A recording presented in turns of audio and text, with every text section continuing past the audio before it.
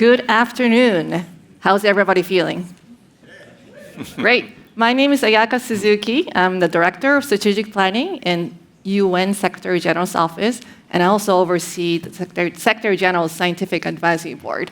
Very happy to moderate this fantastic panel this afternoon. So welcome to all the participants, both in a room and online. So the session now is on governing the future, science, power, and the new rules of engagement. So today, we find ourselves in a situation where science has become a visible currency of power. Countries around the world are investing tens of billions of dollars in semiconductors and advanced technologies. At the same time, export controls on advanced chips and sensitive technologies have turned into diplomatic levers. And about 99% of global data still flows through fragile subsea cables, highlighting the vulnerability of important technologies, global communications, and also raising the stakes. Anticipatory governance is how states turn that pressure and uncertainty into preparedness. From the EU's CHIPS Act, the new European Health Data Space, and WHO's mRNA network, we're seeing act before crisis approaches move from idea to action. So today, under this year's GESDA summit theme, the age of possibility, science, sovereignty, and shaping futures, we will explore how countries are adapting and preparing, especially how countries can build scientific strength and foresight, and without losing openness, trust, or collaboration across borders. The audience, all of you, can contribute to the conversation on social media by following #GESDA Summit, and you can also find the full program there. So I'm very delighted to welcome our eminent panel, Sabine, Deputy Prime Minister Sabine Monauni, Deputy Prime Minister of Liechtenstein, Andrzej Szeptycki. I did so well during the rehearsal, and now I'm tripping up. I mean, it's the nerves. Undersecretary of State, Ministry of Science and Higher Education, Poland, and Professor Thomas Biersteker, a little bit easier to pronounce, who is now Senior Fellow of UNU Center for Policy Research. Speaker bios and session details are available in the GESDA Summit Up. So the first question is for Professor Biersteker.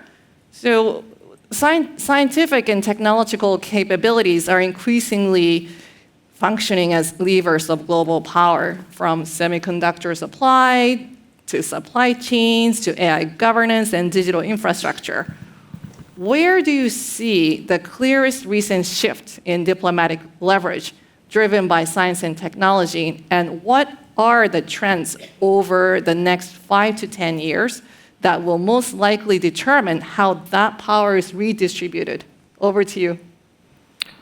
Thank you very much, both for the invitation to be here again this year, but also for the question just posed. Obviously, science and its applications in technology has long been a basis for state power. And in fact, it follows from the cliche that knowledge is power. It's actually something that motivates some of the work I do with my colleagues on developing the UN Sanctions app, because we developed it in part to take scientific knowledge from research on international sanctions, particularly UN sanctions, and provide that information to policy practitioners. But it's intended to level the playing field at the Security Council. So our real target audience is the elected members of the UN Security Council.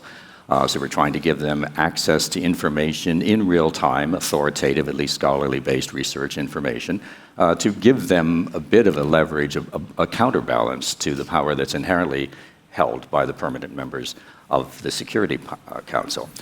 But at the same time, we all know that knowledge is also subversive, and it should be. And we should be asking questions. We should be overturning conventional wisdom. We should be challenging things that are simply taken for granted. And I think the subversive nature of science has contributed to one of the greatest challenges we face in the world today, and that is the increased politicization of science.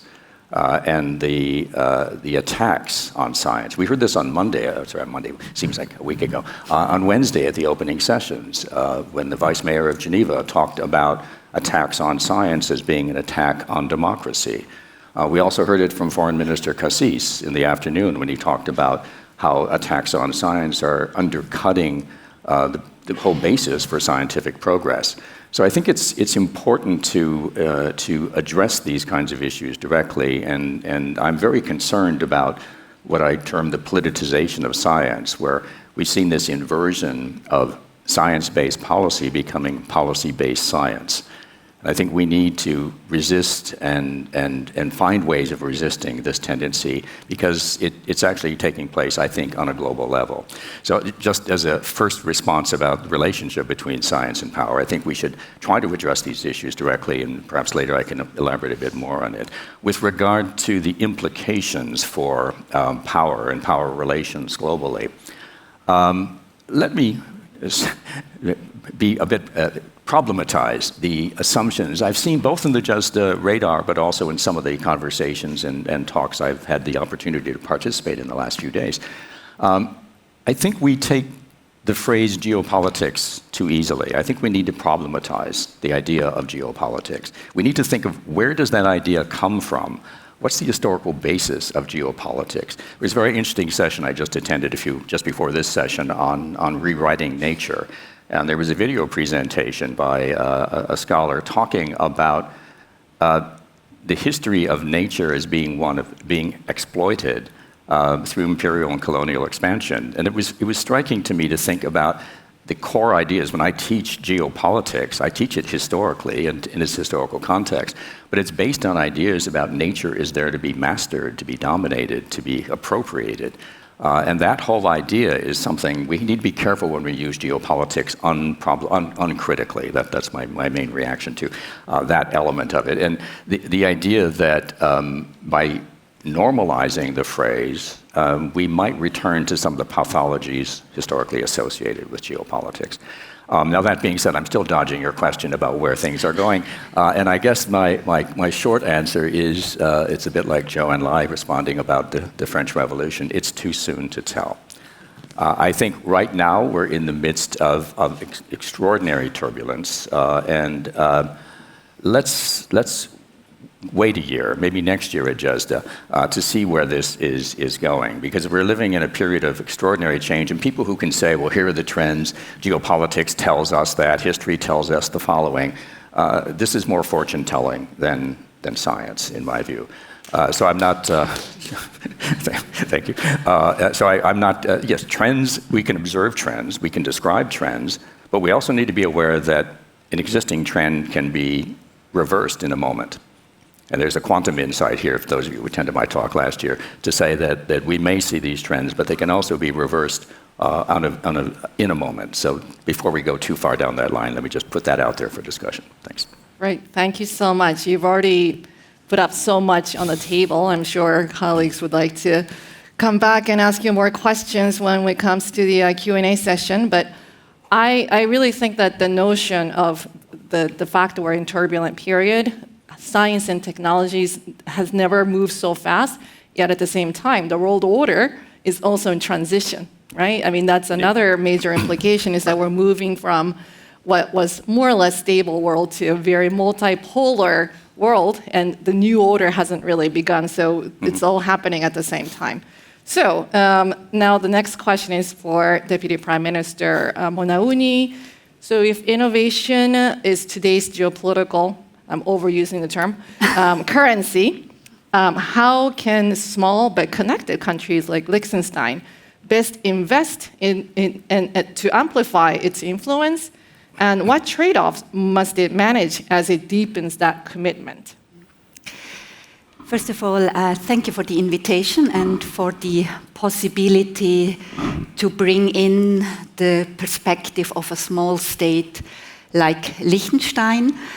It was already said, we are living in times of insecurities and of major transformation, and I believe actually that these times bring great opportunities for small states. Why do I believe that? We are fast, we are agile, and we are focused on niches where we can take leadership. It's actually in our DNA to be flexible and to innovative. This is our strength. And of course, I mean, in a small state, I mean, we have an easier political system already. I mean, we don't have a federal system where you have to compromise. So we can have really fast decision-making processes. And that's a huge advantage which we can benefit from in these times where developments are very, very fast. To give you an example, for example, we were a first mover when it comes to implement the regulatory framework for blockchain technologies. And that has set actually the scene to attract businesses from all over the world to come to Liechtenstein and to inspire each other. We have also put initiatives on the table for the financial sector, for a sustainable financial sector. For example, we have mobilized financial actors to address the systemic causes for reinforcing human trafficking. Just to give you some concrete examples where we can be also a laboratory for other states. Of course, you need an ecosystem where innovation and scientific progress can thrive. And we have set over the last decades very good framework conditions for a diversified economy with a modern and solid financial center and a strong industry. For example, in Liechtenstein, we invest 5.9% into research. So that is above the OECD level. And when I say we, then it's not correct, because it's actually mainly the private sector investing in research. Of course, it is also important to have an ecosystem for small and medium undertakings, because they are often the main drivers of innovation and sustainability. And for that, we need political stability, a stable currency, but also a well-educated workforce. I think that is extremely crucial.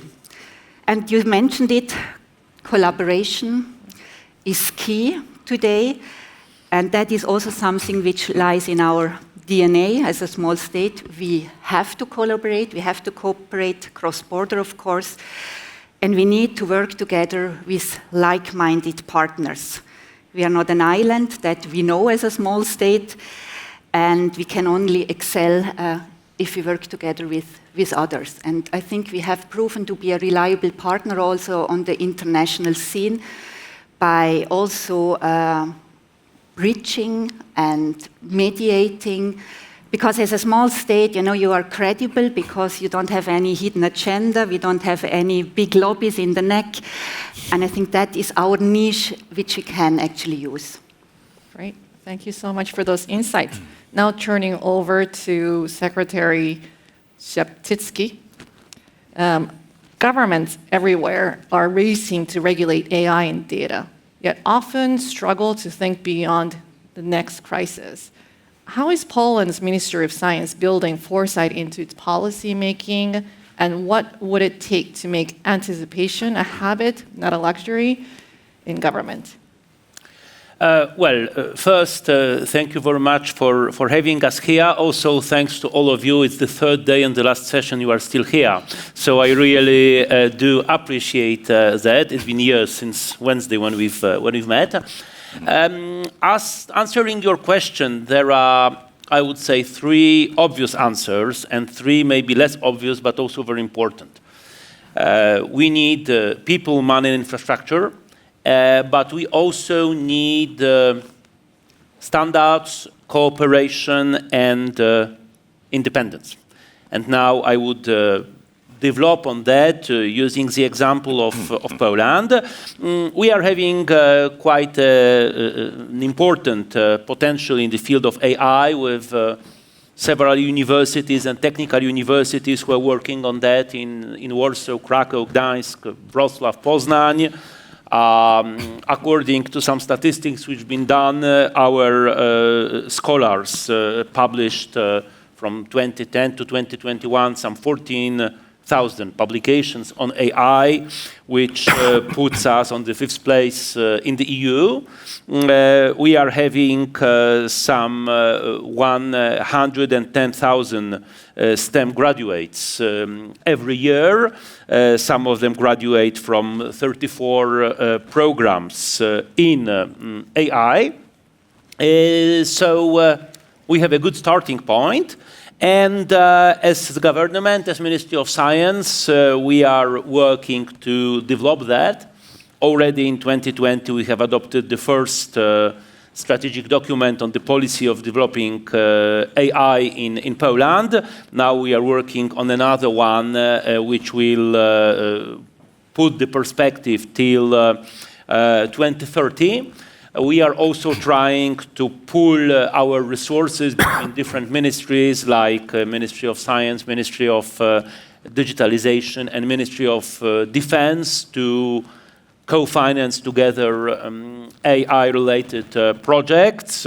We've decided this year to spend some 1 billion euros on AI-related initiatives. This money goes also to startups and different private initiatives through our National Center for Research and Development. It's a state agency aiming at financing applied research projects.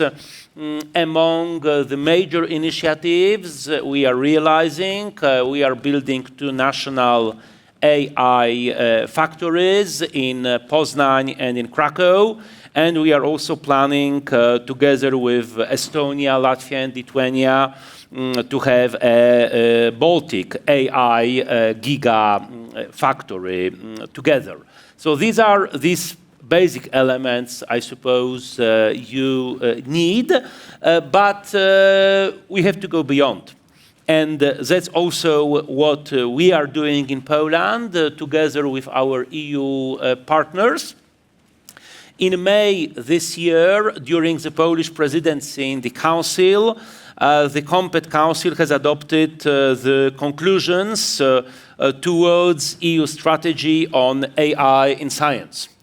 And I recommend you have a look at this document, because it states clearly what kind of AI we need, in particular in the field of science. Of course, support for development of AI, that's quite evident, but also upskilling and reskilling of the research and innovation community, so that they are able to use these new tools. Open, reliable, fairly accessible data. This has been an important standard in science before AI came, but with the arrival of artificial intelligence, this becomes more than necessary, because if you want to feed AI with reliable data, it needs to be findable, accessible, and so on. And last but not least, these conclusions also put an accent on what AI we need, how we would like it to be. We would like it to be ethical, sustainable, inclusive, and human-centric. So we don't want AI to bring profits just to few, not to mention big techs from a big country in the West, but we would like AI to bring benefits to everybody. So this is about the standards I've mentioned, and I've also mentioned we need independence. And in that context, what seems crucial for me is the development of local LLMs. We are having in Poland 2 LLMs we've been developing, Plum and Bielik. Not going into technical details, I'm a politician, okay? So I'm just reading what they've told me to present you. But I think there are 3 or 4 key points about local LLMs. Often they are cheaper. It's cheaper to have a tool on your own sometimes than to buy it at a local store. It's more adapted to your local needs. We are talking to our kids in our own language without using any translator from English to Polish, from Polish to English. So it's pretty the same when you speak about LLMs. If you use your own LLM, you can have a better guarantee of quality, so avoid the famous garbage in, garbage out principle. It's essential in science, but also in other areas we would prefer to avoid this garbage in, garbage out. And last but not least, developing your own LLMs at national or maybe regional level also is an important guarantee of security and sovereignty. What we are seeing is that different great powers, both in East and in the West, are extensively using AI to promote their narration by feeding different chats with their ideas. So it's better to avoid that. I'm about to finish. Just to give you one example, we've been having presidential campaign in Poland at the beginning of that year. So I've took the program of a populist candidate who was running against my leader, and I've asked different chats, are there any weaknesses in this program? So ChatGPT said this is, completely stupid, the other point doesn't fit EU law and so on. Gemini was also okay. But then I've asked the same question to DeepSeek, Chinese one, and the answer was, but it's just a program of a European conservative party. What you are complaining about? I mean, what's your problem? So I'm just giving that example because this shows very clearly, okay, that sometimes, depending who you ask, you get very different answers. So that's why it's better probably to have our own answers. Thank you very much. Great. Thank you so much for sharing your country's experience and very interesting insights there as well. So Professor Biersteker, we don't have a lot of time left, but very quickly, open science promises progress. We need that. But it can also be potentially dangerous, especially with advanced AI models and dual-use bioscience. What principles should guide when and how data is shared or technology is shared, and how can anticipatory governance embed safeguards that preserve both global collaboration that you all talked about, but also public trust? Thank you for that. I would say in general, I would err on the side of openness. That would be my first inclination. Obviously, and this is just based on the idea of thinking about knowledge as a public good. Obviously, there are risks and there are concerns, and I've heard a lot of very interesting discussions in the last couple of days that have brought to the fore the importance of bringing ethical considerations and concerns into the discussion. So I think we can be excited by the new technology. We can utilize it in creative ways, but we need constantly to be returning to, but is it normatively the right thing to do? Is it ethical? And I think the idea of incorporating ethicists into and philosophy into the discussions is actually a very important one at this stage. Another aspect, I want to quote something from Magdalena Schipper on the first day when she said in her opening presentation here on the stage, science is a collective enterprise and thrives when there is genuine openness and widespread international collaboration. And I think we should live with the spirit of those words, and we've heard both from the other panelists already about the importance of international collaboration and the importance about openness and independence. The danger is when knowledge is securitized. When knowledge is securitized by states, however tempting it might be for states, Switzerland accepted, of course. But when it's become securitized, the social promise and potential of science and scientific breakthroughs is, I think, compromised. When it comes to safeguards or ways of thinking about the future, the first inclination is to say, well, let's turn to regulation. Let's look to the state. Or let's look to international organizations, obviously being here in Geneva, that I often describe as a research laboratory for contemporary international governance. It's tempting to say, yes, we can think of intergovernmental ways of solving it, but I think we need to broaden our conception of multilateralism beyond states and beyond intergovernmental collaboration, be they formal or informal.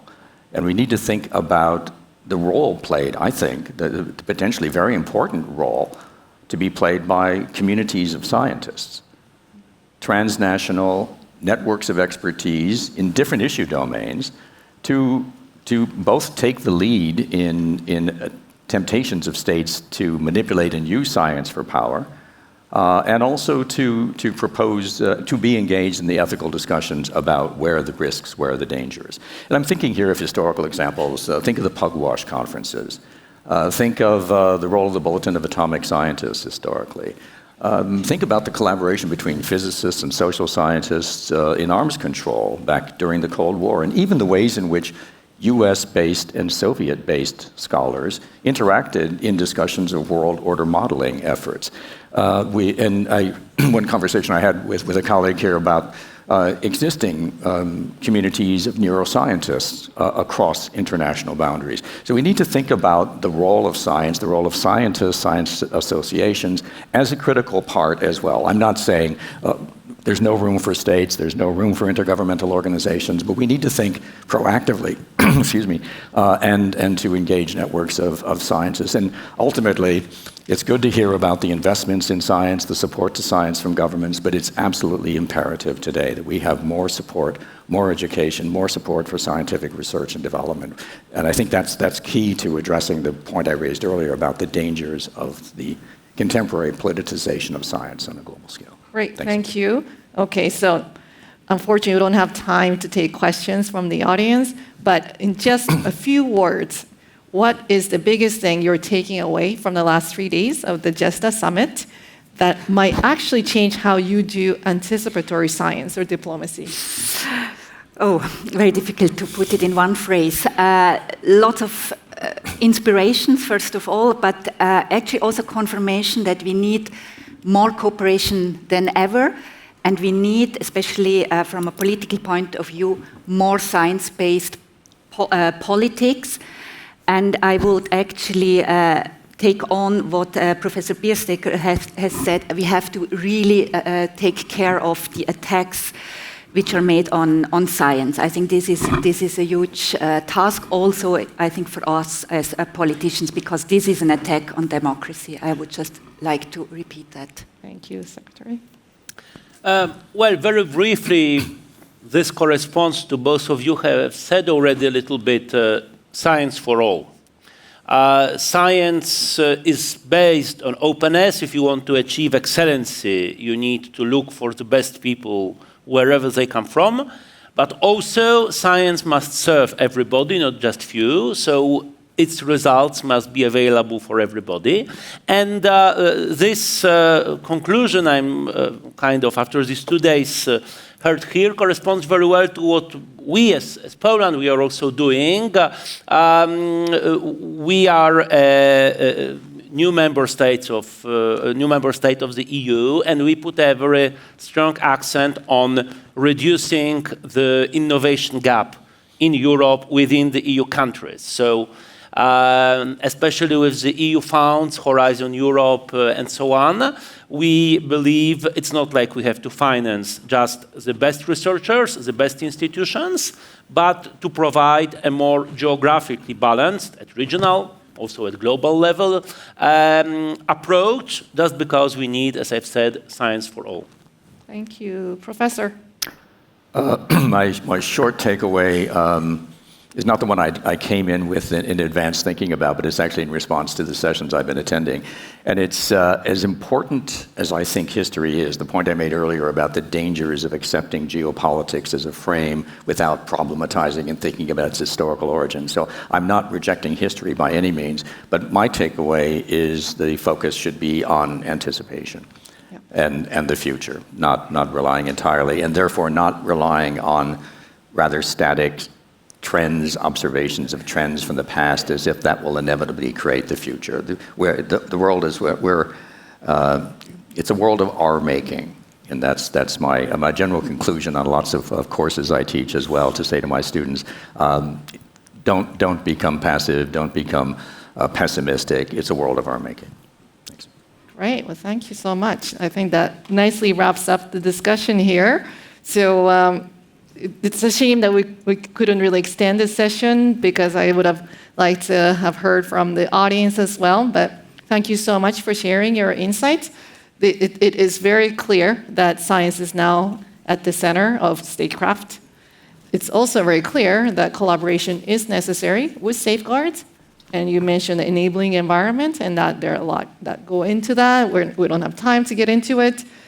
The phrase that I take away from this session is science-based policy and policy-based science. Yeah, I like that. But clearly, we are all in this together. And based on what Professor Biersteker said at the end, we all need to act. We're all in this together. So with that, please join me in expressing our appreciation to that panel. Thank you so much. Thank you. Now, please complete the 1-minute feedback survey for this session. The QR code should be on the screen. I see that now. And please stay seated for the announcement that will follow this session immediately after by the SDS Forum, and followed by the closing session of this extraordinary GESDA Summit 2025. Thank you so much for being here. Many thanks to the audience and online.